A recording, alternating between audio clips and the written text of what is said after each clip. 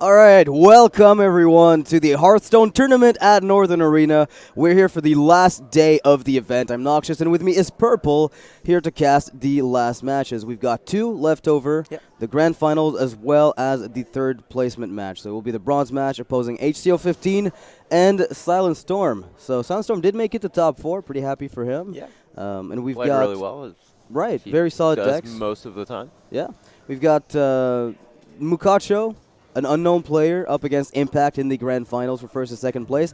Over the past few days, we've had the first, the group stage, which opposed a round robin with, different groups, 8 different groups of multiple players. And we thinned it down to 16, which you can see here on the far left. SilentStorm made it through, beating Element Zero in the process, and then getting eliminated, or at least thrown back to the losers bracket, with Impact in the semifinals, and Mukacho threw out HC015, who's going to be playing for third place today. A lot of names actually went out. Fibonacci, Sidonia, Dwayne, Emily, The Rat. A lot of players which we thought would go deeper ended up dropping out pretty early. Yeah. Always always expect the bigger names to go through, but yeah, and it is. Hearthstone has a lot of talent, and a lot of players can go far in tournaments. Yeah, so it's one of those things too where a lot of players brought similar lineups, which, it kind of tosses them up in a situation of whoever lines up best and draws sometimes a little bit better and knows the matchups better, because mirror matches are especially difficult to navigate when you're not familiar with them. The most difficult games are the mirror matches. Yeah. Every incremental edge snowballs the game by a landslide, so it's just like, you just gotta learn all the little details in the mirrors. And for me, those are actually among the best games. They're some of the most interesting ones for sure, right? Except the Control Warrior mirror. Control Warrior mirror comes down to who picks up Justicar first, but aside from that, a lot of them are really interesting. So as far as the prizes involved here, these guys are fighting off for first place of $3,000, second place of $2K, third place getting $1,000, and then fourth with $500. So getting to third place is a $500 advantage over fourth, hence why SilentStorm and HC015 will be trying to get that third place. And if anything, you get the bronze medal of the entire event. My experience with tournaments is usually the prize pool goes up the further you go. I think that's usually the way it works. Yeah. I'm pretty sure. But it's kind of nice to see, I'd like to see more representation of, the top 8.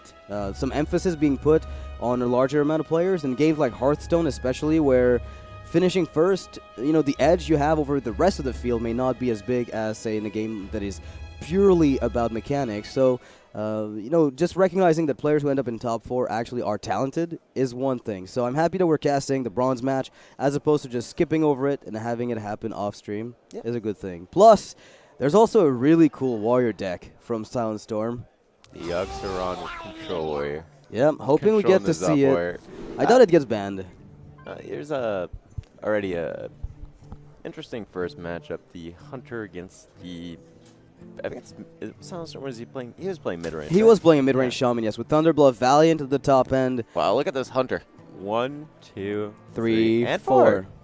1, That's good. 2, 3, 4, 5. That's good. The one thing I'm wondering right now for SilentStorm is how much you digging, because there is a Spirit Clause in his deck, right? Possibly 2 copies. Yep.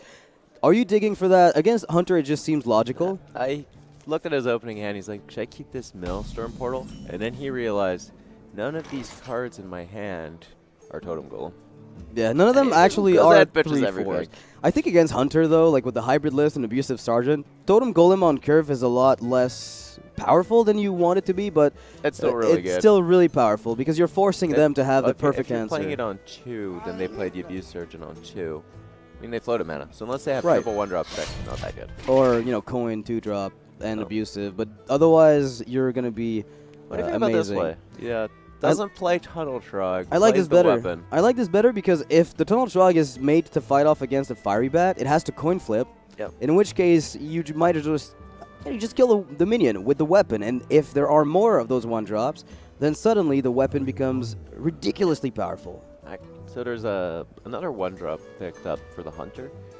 And the way I would play this script personally is to coin 2 drops so the weapon doesn't have anything to attack. Agreed. And then play both Fire Bats. Yeah, so you put him behind. Either way you're using the coin, he chooses to do it this way.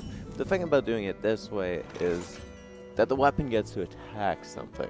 Well, if you play the 1/1 Death Rattle, SilentStorm doesn't actually want to attack. Yeah, I mean, he will do it, but he's not going to be happy about giving you a 3-2 because he can't even respond to you it. Just make it better. Yeah. Why would you ever attack that? So that's one of those things where the decision here from HC015 to not play, or choose not to play the Kindly Grandmother, leads to him losing a minion, whereas if he played it, he might just get an even bigger tension on the board on turn 2. This way definitely pushes more immediate damage, but that's not necessarily the most relevant thing. Quick shot picked up. That's a hard... The thing is, like... How much is this worth? You're protecting the 2-1 from that weapon. You're not even protecting that 2-1 with right. the quick shot. So it's like, not really good. The next question is, do you flip on this Trug? Yeah, so the question is, do you attack with it? Next turn, there's Feral Spirits coming out. Sure. And that guy gets big. Yeah. So the question is really, like, do you trade the Fiery Bat, right? And if the first question is, do you quick shot? And the second question is, I'm not sure about quick shot. I'm not a big fan of the play. Oh, that's a really big flip. This was the best play. Yeah. I still think, though, that you take that flip, because if the weapon ends up taking the kill, and you don't even get a chance at that flip, then suddenly the Trog still has to be quick shotted at some point, and you're behind. So I think I like that play quite a bit. Tuskar Totemic seems pretty good. So there's the line of play where you Totem, Lightning Bolt, and play Tuskar on 4 because you don't have anything else on 4. Yeah. So that's a play. And it also lets you develop the possibility of a spell damage totem, which occasionally lets you get a weapon that hits for 3. The problem with this is it never aligns well into Animal Commanding. And pretty much we're going into the turn 3 of the Hunter. So yeah, it's like kind of mediocre. I think it depends on what Tuskar brings out, right? It's one of those things. Do I get spell damage? If yes, then all right. It's just get a good trade. 1 in 7 though. Yeah. So.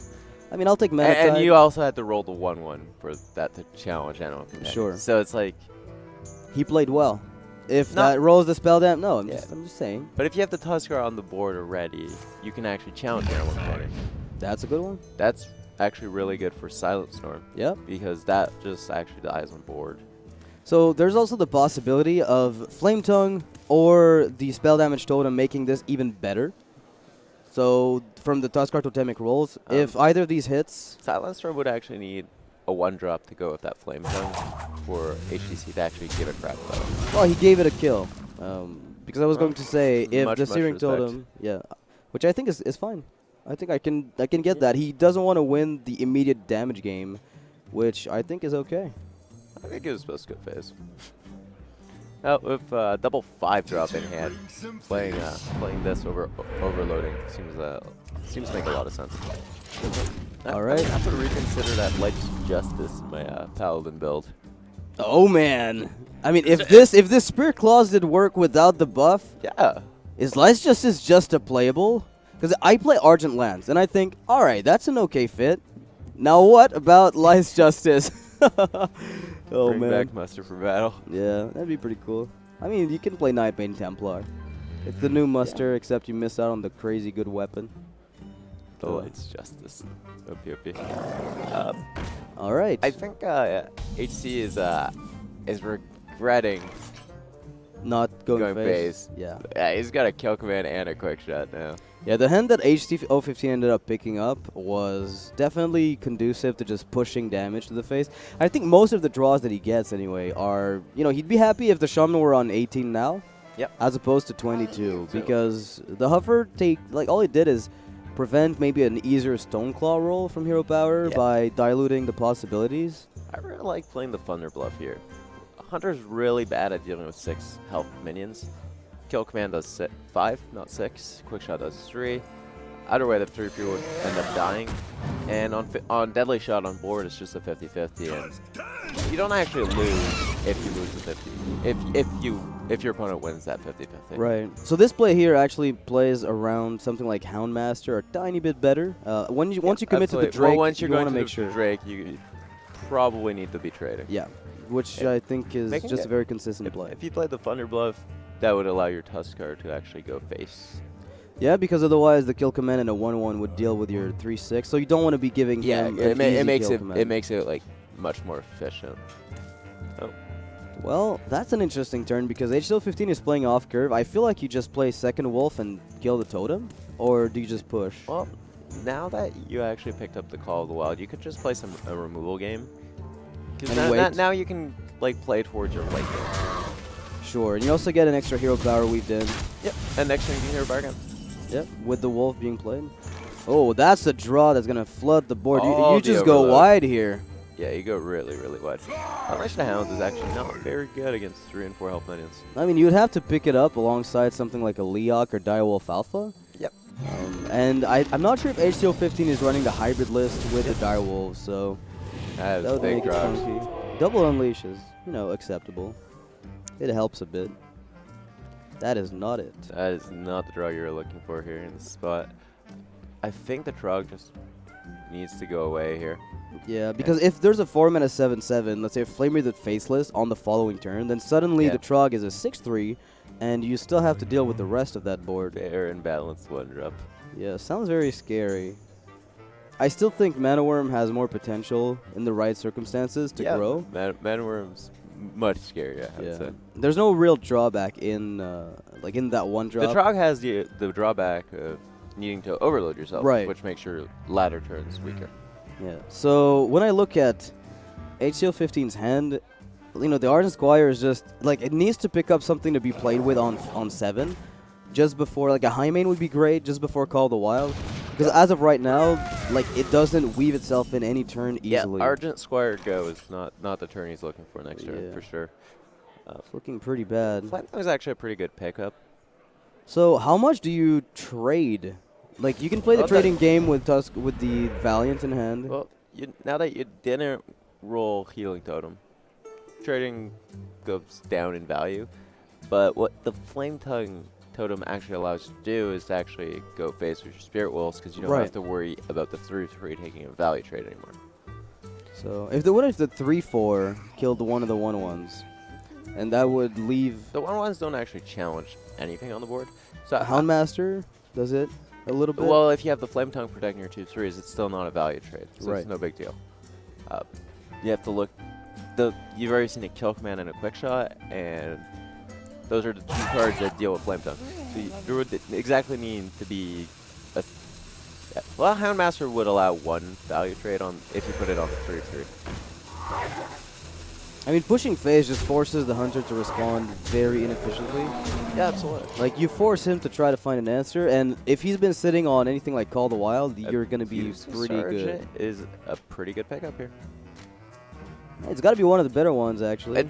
It's just you're just moving because you're sliding the minions. The Flametongue doesn't go away, but it'll allow the hunter to kill the extra taunt minion. Yeah, because what's happening here is when you kill the wolves, the minions on the sides just move right next to the Flametongue again. It's looking to me like this Thunder Bluff is actually going to be connecting on 3 totems. That's some pretty good value right there. Yeah. Lots of minions on the board for the Call of the Wild, though. Yep. I like putting this 1 damage into Flametongue. SilentStorm might just be forced into trading.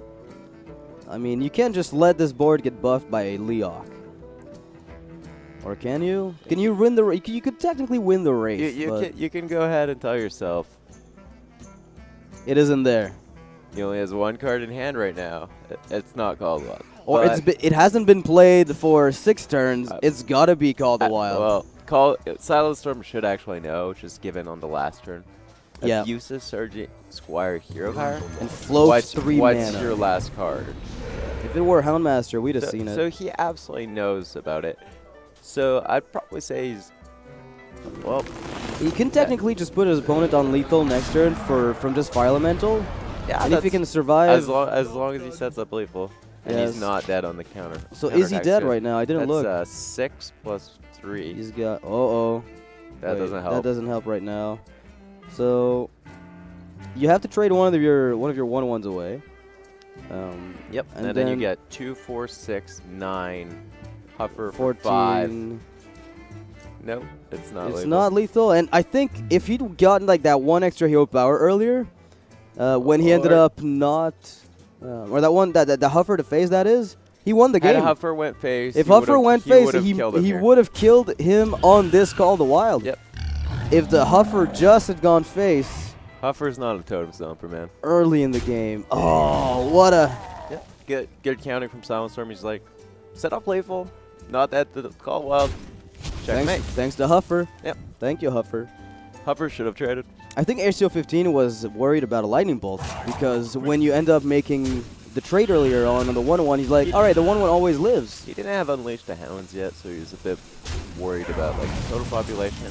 Yeah. But on board, there's a 1 damage weapon, and there was a 1 attack minion. And if you hit into the 1 attack minion, the 1 attack weapon always hits your guy. Therefore, if you go face, it still happens. Yeah, except you get an additional 4 damage. Yeah. So the only thing that we'd be worried about is Bolt, Flame Tongue Totem, Abusive. You had just seen a Bolt. Yeah, he has seen one. Rockbiter was like overkill.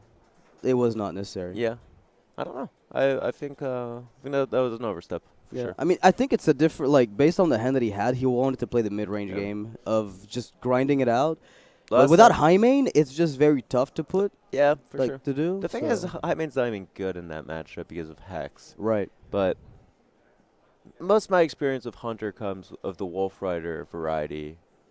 So and I'm never gonna make that decision to trade the Huffer because I know. I mean, even if there's a flame towing, you still push 4 and you remove the totem afterwards. Yeah, exactly. Which you try to do anyway. Yeah. Either way, you at least push 4, and best case scenario, you push 8. That's a really good scenario. Yeah. For a turn 3 play, sounds pretty good. 8 damage for 3 mana, sign me up. Sounds like you go ahead and keep this Barnes off the mulligan. So SilentStorm's been throwing it back, but with a hand like this, look at the curve. Yeah, I was gonna say 1-drop, double 1-drop, coin 4. You can't throw this hand back in the mirror match. Too good. This is too good. And he just does a full keep. Yeah, he's just like, this is a good plan. Yeah, I mean, you can't go wrong. I'm going to go ahead and win. Oh, of course, it's like, Ooh. wait, oh, wow, this is insane. That is actually completely crazy, because he gets to develop a Beast on 2 and then either go for Coin Houndmaster, which is great. I wonder if you go Grandma or to Toad here. So the Toad has the merit of, the Toad gets punished by Direwolf and Abusive. If you know there's no Direwolf, then it's just Abusive. And if it's just Abusive, the Toad can actually just pick up the kill on... You get 2 out of 3 to actually pick up a kill on a minion. The Grandmother plays around that Abuse Sergeant like really well. Yeah. But it has this merit of you don't have a buff card, so you can't actually challenge. I mean, if Abusive hits, though, you're happy because the Toad then gets like a 66% chance to kill a minion. Yeah, exactly. With the Toad, whereas... But the issue is, if you play the Grandma, because you don't have a buff card, the next turn you pretty much have the quick shot history to.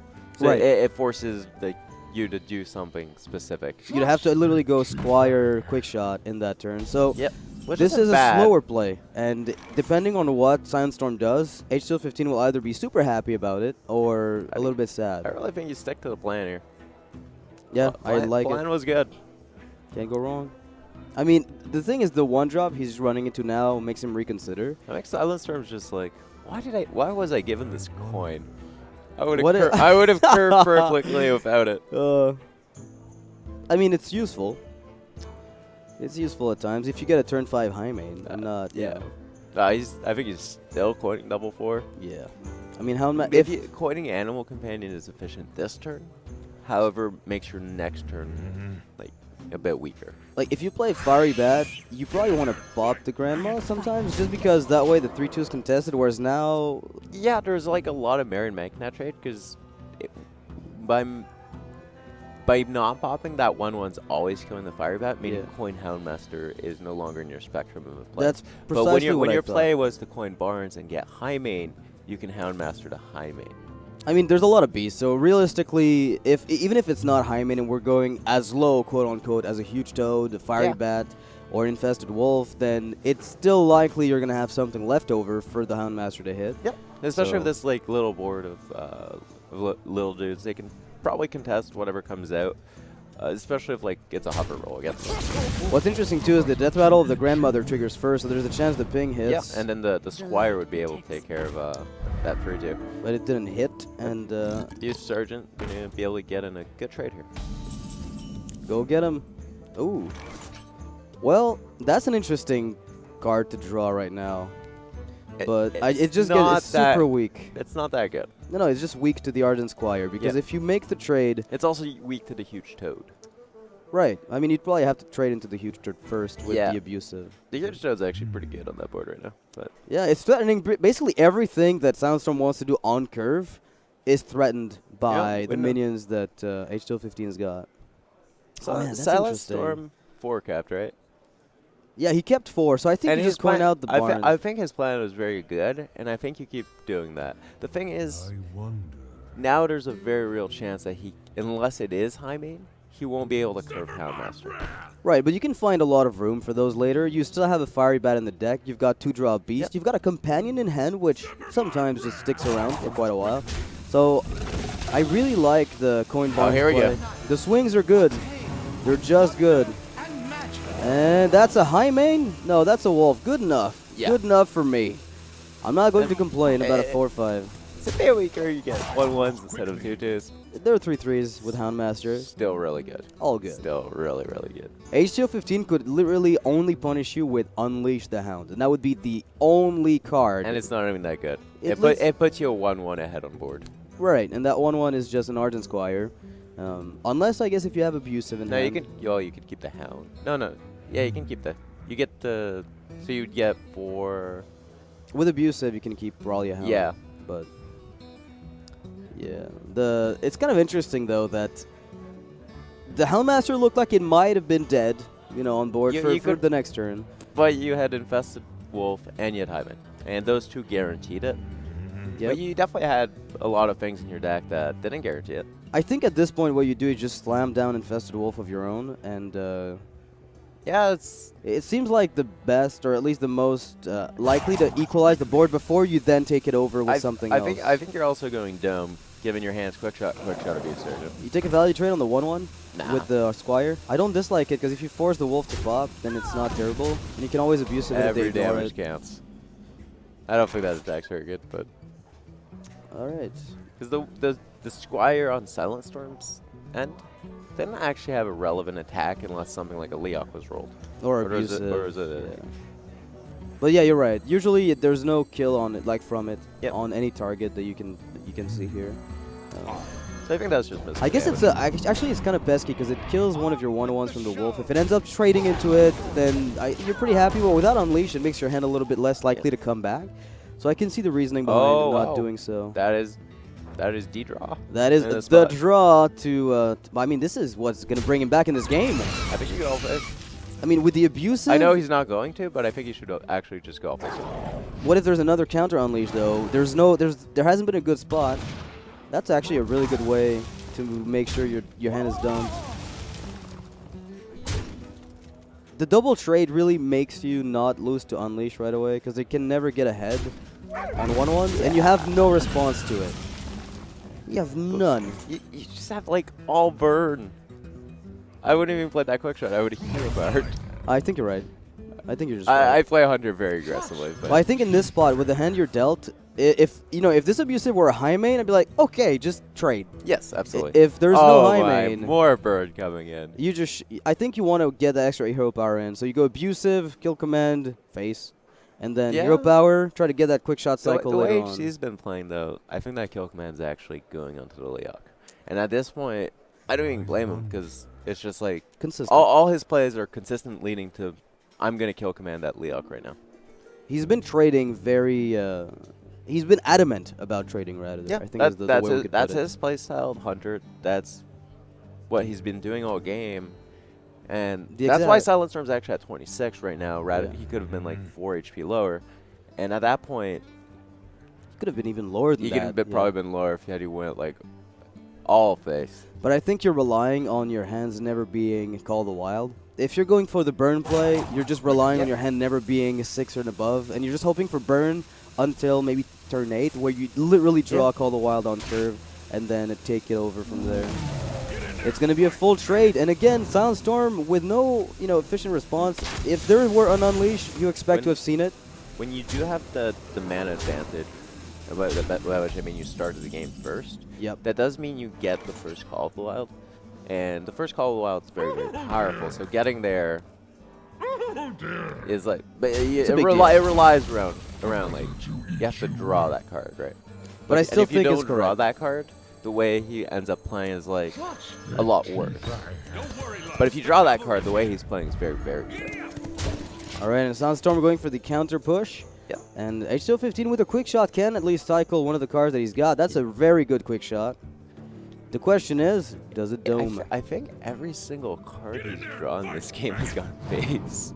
It could have gone face. Everything right? he's drawn could have just been Oh face. my goodness, the curved draw. Yeah, that's a For really good HC, one. that is insanely good.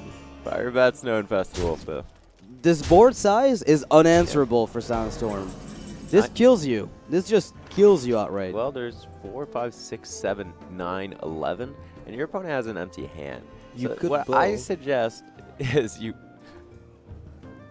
Well, you could like.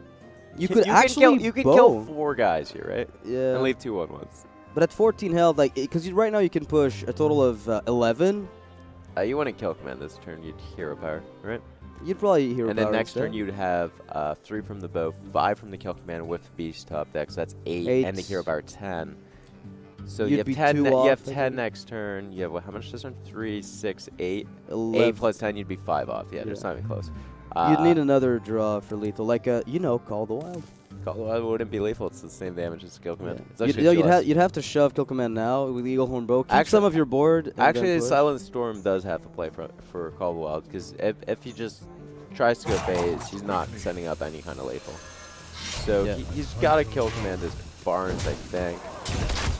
And we're going to Or- be going full Call the Wild. I don't hate trading into the abusive, forcing a trade, but ultimately, it's like, with this game plan, you've committed to forcing the counter push. Yep. HC actually has to trade or instead to a double kill command Yeah. hand. And that's a Call of the Wild on curve. And HC015. Unbelievable. Rejoiced. This game. Well, HC now has to trade, not because, he's worried about die, but because he needs board space to get his Huffer out. Get all the good stuff out. You gotta find room for it. All right, just for good measure, let's get the good trade. And look at SilentStorm's reaction. As the call hits, SilentStorm notices that the bottom right concede is the only play. He knows, though, like, he's playing Hunter himself. I mean, that- that's the way you play the game. That card was always going to be called up. Yeah. That's just how that works. Well, that was interesting because the mana lead that HC015 had, like the fact that he had to call the wild first, Yep. ended up mattering even without the hand that was available. Yep. The Going- fact that he went full aggression, turned on the gears. Going first is very, very good Yeah. in the mirror matchup. Just because when both players are trying to do the exact same thing, but you do it first, You do it faster, and Exactly. you're putting the opponent And- on the reactive side. and the player on coin needs to have like a really, really strong coin play. And SilentStorm really did. He had that coin Barnes, which was like, it gave him an infestable wolf. Like, that was really, really good off the coin, but still not counterbalanced by the fact that the first Call of the Wild was board. Yeah, I think the Unleash pickup, that was the key turn, I think, was when HC015 found his Unleash the Hounds on the Yep. turn to just clean up most of the board, be Yep. left with 3 1-1s that SilentStorm could not It's a answer. really, really good draw. So, SilentStorm not going to keep this Abuse Sergeant. I'm tempted to play it on 1, but I don't like it. The best card in the matchup for Druid is actually Living Roots. So you play your Abusive, he plays Living Roots, and then he kills your Abuse Sergeant with one of the you roots. get to only But- push. And then full. he's just like down a card in his hand. He Sure. does 2 damage. It's like it's pretty much like kill a 1/1 and Arcane Shot your It's a opponent. 1 mana It's not hero very power. good. Yeah. But with the Kindly Grandmother in hand, that means the Living Roots is actually not that good. And usually that card's like the uber nuts for Druid. So here's the question. If you keep Abusive, it makes your Kindly Grandmother better yes. on the follow-up, which means there might have been a reason, because if No. you... You would keep the Abusive if you were going with like a huge A toad. huge toad play, because, sure. because then your 2/1 would actually kill a 1/1 would kill your 2/1. So now there's only 1/1, and then your 3/2 actually requires hero power at least to die. Okay, so But the with Kindly the Grandmother Grandmother, doesn't count as You a don't need the 3/2. Abusive to kill a 2/1 because the 1/1s doesn't need that protection. Sure. Okay, that makes sense. Yeah, I just It's keep looking a- at Grandmother as like this thing you kill the last Living Roots with and get a 3/2 and then curve again on 3, but if killing the 1/1s isn't worth it. Bunch of options there for HC. Yeah, I think he was actually just looking at that coin Blood Mage. I don't hate it just because of the fact that your hand is looking cycle heavy. Like well, you're looking for some of that. I think he was thinking of exactly the situation where the grandmother hit the board, and he could just like hero power Moonfire. Yeah. I mean, it's a pretty common play though, so I wouldn't. It definitely wasn't bad. Yeah. But in this spot, he was also looking at I have coin innervate nourish as well, and he could just like get all the mana here. So if but we he had doesn't have a big boy in a hand, and one of his cards is Moonfire. When one of your cards is Moonfire and one of them's Wild Growth, you really you don't go for mana in that spot. When you have like a big minion to follow up the nourish, that's like you're just like, okay, this is the hand to go for the mana nourish. Alright, well the Blood Mage is a possibility with the Moonfire or the Wrath Cycle and the Huffer. Yeah. Wrath Cycle seems probably a bit more appealing just because you don't have a good 4-drop or any minion for the matter. You can innervate hero power here as well. Yeah, with the Moonfire play, it's probably okay. I mean, with you have the Drake pickup behind this, the Nourish Crystal play actually would have been very, very strong. You could have been on 6 mana. Yeah, when you don't know though. Yeah. It's always like in you're playing with 5 cards and you're just like, I hope this Nourish Crystal works. Alright, well Invested Wolf doesn't get punished right now on the board. It's one of the peskier cards to deal with when you've expended a Wrath early. So you need to pick up Living Roots and then get some cleanup done. Yeah, you never actually want to deal with this card. It's very annoying. I mean, let them Houndmaster it and then get a better trade into like a better The Deathly Shot's actually like really nice in SilentStorm's hand. It's going to give him something to do to remove the monster that HC is going to play here. And just to try to contest as much of the board as possible in before the high mid. Yeah, so one of the big on deals the empty board is just right. That's the point. You can't deal with it. Is you have the Infested Wolf left over. And actually, spell power is like, and you've just seen like 2 spell power guys here. Those are your best guys against high main. Yeah, and Druid. So just having the Deadly Shot, removing the Drake, lets you curve into an uncontested high main on 6, which Druid just doesn't deal with a bit, like at all. So the rest of the question is if you Fiery Bat or you actually Hero Power. And in this spot, I believe that the Fiery Bat's correct because you're going into the turn 6, which could be Emperor 4's end. And I think you're in a position because you have the high main and the call where you want the 5 damage on board to be able to actually trade into that. Yeah. I mean, one of the things that, like, the Emperor Thorsten, I feel in the Malagos list, right? Yep. It's less of the win condition that it was in other Druid. Like, it comes out. It's still really good. It's still really powerful. It's still but really the point is, there's so many things to fight off against that Emperor is no longer your prime worry. There's a billion things you're worried about. So coining Wild Growth when you're floating when you're floating a mana is just permanently getting the coin. The drawback is like, I don't know if he's playing the teacher list, but in the teacher list you'd rather save that.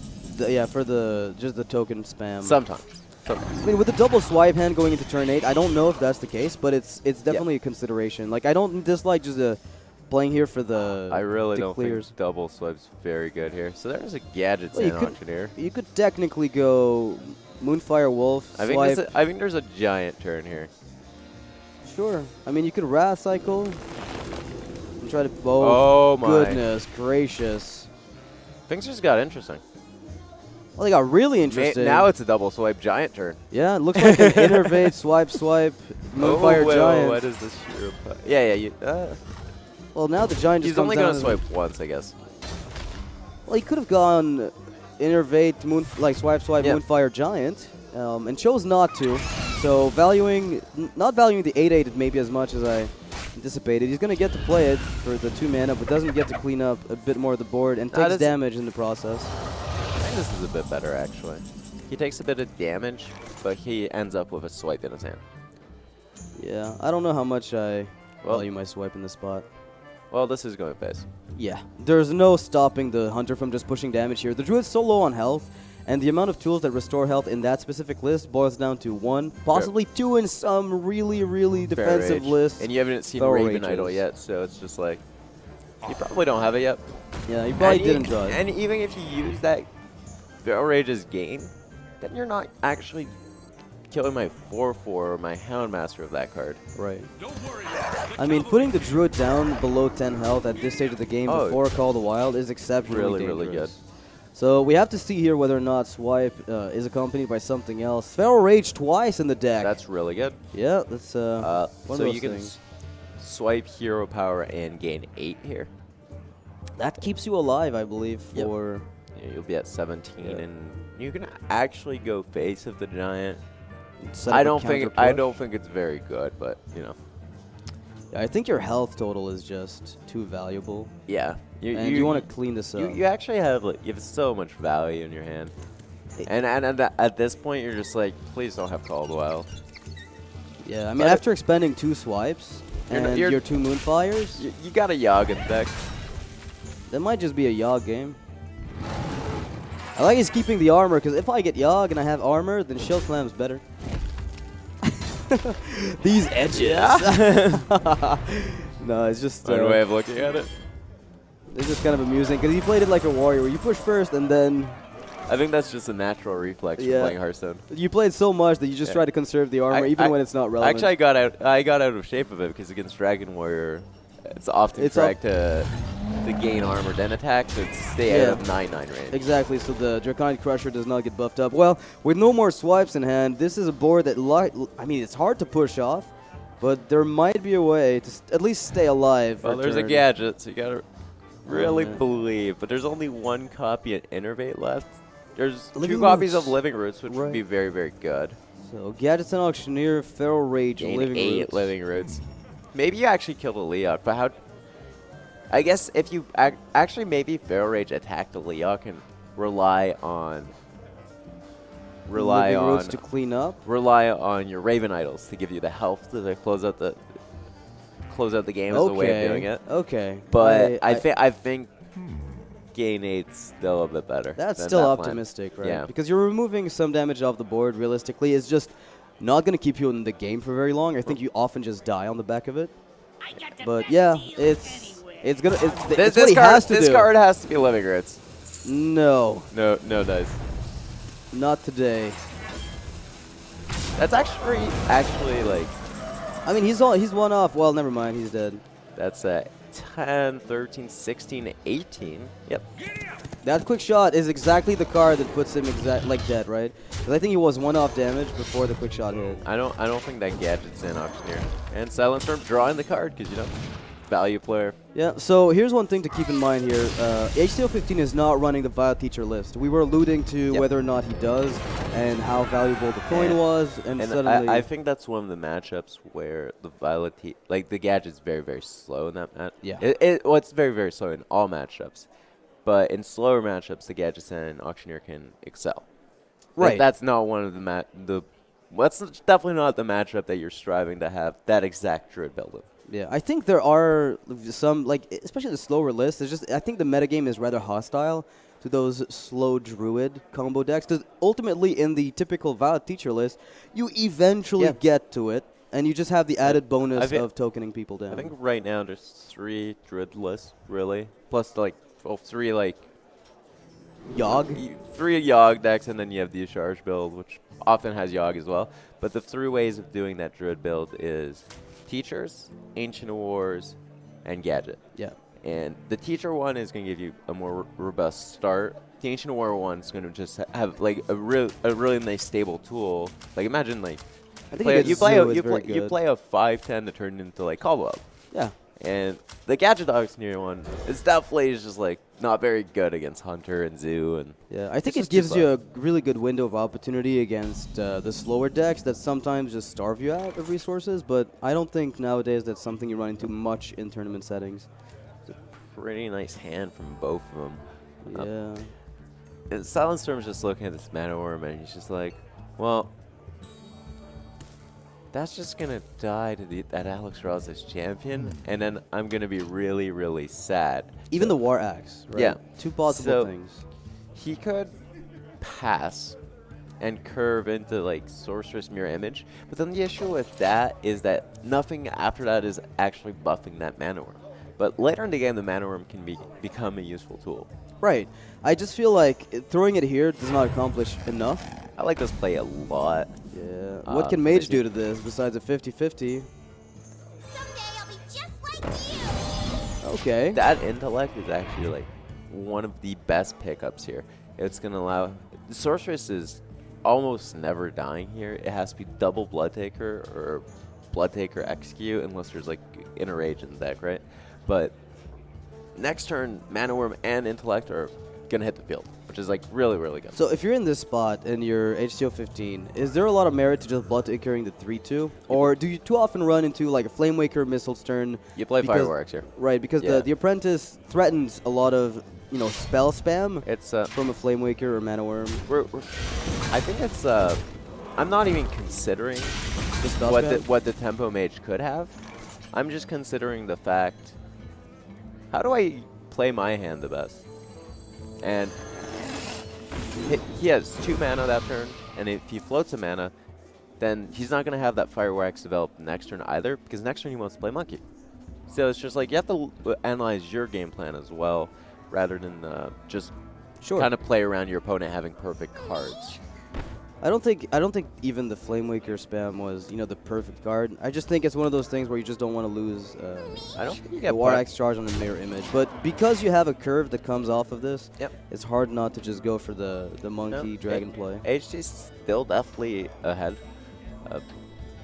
SilentStorm didn't actually put anything on the board that didn't die, so he's going to be a whole monkey ahead after this turn, which is really good. And in Mage right now, there just isn't a way to deal with it unless you have Cold Sorcerer or Blood Mage Thanos combined with the Arcane Blast. So, or there's a Fireball. Sure, or Fireball Frostbolt feels really bad. It's just, anyway, if he removes this, he's passing his turn. Unless it's Cold Sorcerer with Arcane Blast, the turn from the Mage is literally nothing. Oh, we could try our luck, but I don't know. How do you feel? The problem with Flame Waker Blast is, first of all, Korkron. it's unlikely the monkey dies, and then there's Korkron Elite. Yeah. And then that means next turn you end up pinging Worse instead than of that, playing Cabalist Tomb. like even worse is if the opponent if you don't even hit the monkey twice, and the worst case scenario you go face, and you just ghoul it down and swing. You're still 1 minion down, and they're ahead on board. So I like the Fireball play, as though it feels like a heavy commitment knowing there are Twilight Guardians in the deck and Draconic Crushers. The thing is, if your opponent plays Twilight Guardian, which is like, it's a very slow play. Yeah. And that probably actually just gives you enough time to just play Cabalist Tomb. So if he only puts down 3 power on board, even if it's enabled, you're never getting a better turn to play Cabalist Tomb in this game. If he plays Korkron Elite and swings at your face, that's a different story. Speaking of a slow turn, HC015 opts to play the Finley to get a hero power. Mage Mirror. And then goes for Alexstrada's champion. So that's a halfway play that also lets him play around with the options of the hero power going forward without leaving 1 minion up. What a draw. But it's pretty insane because the play he made, instead of committing 1-4-3 to Dice of Frostbolt, split the minion in 2 and also let him just develop a hero power. I probably would have played Blood Taker too, personally. So you just ping your own Finley because why not? Sure. And then you get an extra body on board. You get an extra 2 health on board, an extra 2 power on board. Sure, why not? I mean, I guess you could keep it for the potential Flame Waker to combine, but one of the thing is that next you have 2 4-drops in your hand, so you will be able to maybe do that more effectively next turn on your opponent's minion, of course. Yeah. Well, SilentStorm picked up, as you mentioned, a really good job because combining the Flame Waker with these 2 spells likely cleans up the board, but he's actually do you just Cabalist Stone? You could, just given that you have a comeback mechanism in your hand. But 5 mana do nothing generally doesn't feel very good. And the Finley and the minion goes down, so, I mean, here you're forcing the opponent to have second War Axe, Blood Taker, Korkron Elite, and if the Korkron attacks into this, you can ping on the follow-up, and a lot of the draws in your deck can enable you to do something else on top. So it's just a matter of not getting, Blood Taker, Korkron. It's really hard for HC to actually know this, but Korkron Elite is so good right now. Yeah. Because... Oh, that's the play that I wanted to see from HC015. Because you could have looked at the Twilight Guardian and you do the Blood Taker, and you're just like, he's already used a Fireball, so how else does he really cleanly deal with this board? But SilentStorm was going to play like Cabalist Tomb, so that 4-1 is just so good. Oh, that Cone of Cold. Do you edge missiles for like 4 health? I don't think. With Cone of Cold, I think... You can get a much better turn Yeah. next turn with just This just puts you down to 21. I think that's okay, right? I think you're still at a stage of the game. I guess Draconic Crusher is on the back of your mind, but with It's- Dragon's Breath, it's like 21. Like you're not Yeah. that low. yeah, the 6/6 is a bit of an annoyance. But with the hand you've got, the amount of burn, usually you're able to handle minions. And he chooses to play the missiles, gets a decent hit on the Korkron, There's also that consideration where you miss. which is a big deal. I mean, Yeah. occasionally you just go, one missile or 2 missiles on the slime, 1 to face, and then suddenly Korkron still lives. You're still down to 23, and your follow-up is a little bit clunky. But I think this was, the defendable play either way. Well, nothing going on proactively for SilentStorm this turn, but all the removal. I like the Torch Drake play. It's very, very efficient. Dragon Dragon's Breath. Breath is fine too. I might, yeah. Dragon's Breath is slightly better because it allows you to pick the 2/1. It's also Mana efficient. like not a very good card. So like Yeah. it's like it's a very clunky card. That's why it's not played in most decks or in any competitive deck. Sure. I mean, at So 5 mana using too, it it's tough. using it like right there when you don't have much to do is really good. Yeah. It's the equivalent of a Torch ping play, effectively. It's just in one card, and because you have the floating mana, you can always do a bit more. I think this Blackwing Corruptor is going to phase here. So it's going to allow the curve into double 4-drop. It feels a bit bad because you'd rather get some value out of it. Ooh, But that's the turn- slowest possible play. Yeah. But Next turn you could curve into double 4-drop. Yeah. My idea was play Blackwing because that way you keep a dragon. Because if you play Drake, then suddenly the Twilight Guardian is not enabled on it. This is going to be a big Yogg. Usually Mage's Yogs don't get this big this fast, but Yeah. SilentStorm's Yogg is going to be big. So SilentStorm's actually wondering, do I really put 2 cards into killing this? I think with Cone of Cold Frostbolt, it's okay, because you're usually able to stall whatever comes on 8. Well, Conan Colt's not very good at dealing with Ragnaros, which comes on turn 8. Yeah. The list of Nixia- HC015 runs the Onyxia, though, which is something you don't tend to see a lot of. We were discussing this with him yesterday after the games that we saw. That's a really good pickup off the Drake. So, what do you think about Onyxia in the Dragon Warrior lists nowadays? Like, I know most people don't run it, but what do you? What's your personal preference? So Onyxia is going to be better. Wow, that's a lot of damage, actually. Onyxia is going to be better in the control matchup, say. But in all your mid-range and your aggressive matchups, you'd rather have that copy of Deathwing in your deck. Okay, so just to clean up and reset, and then take the advantage from a clean board with one Well, big minion. if a game's even and I have to worry about my life total a bit, like in this case, Deathwing tends to do a bit of a better card. Makes sense. The Ragnaros is in there as well, so there's a lot of if HC015's board gets cleaned up for whatever reason, he still has a big comeback. Spell power. Yeah, there's you can play all your cards that aren't Yogg, or you can play Yogg. I actually don't mind just fueling it with more spells. You just clean up everything and then let the warrior try to refuel the board, and then you Yogg when he's starved for cards. And SilentStorm probably knows by now that HC015 has no Deathwing, given the games that he's watched yesterday. I think a big portion of that turn is you have 9 in hand, he's at 21. If Yogg does something cool, I might be able to use this Fireball and this Frostbolt to actually kill it. Yeah, the 7, well, with the spell damage especially, we're talking an extra 11 damage. That's 11, yeah. So, Firelands Portal is actually, it's a thing. Do you just go facing Yogg? I like it. With the Firelands on the backup, You're playing Yogg here. I'm going in. And Tries Yogg. looks like something can attack. The Onyxia is alive, though. So that's a bit of a pickle, but... That's really good, though. Oh, where does that go? Okay, cool. Effigy. Moonglade Portal. Oh, no. If he hits an This is really good for him. If he hits an Innervate here. Oh, my God. We're going... Oh! No way. Oh, it heals the... I think you're like, that's cool. It's cool. With a board like this. Well, a bunch of 2/2s might be even better. I think we're just pushing that Onyxia in the face, or are we pushing face here?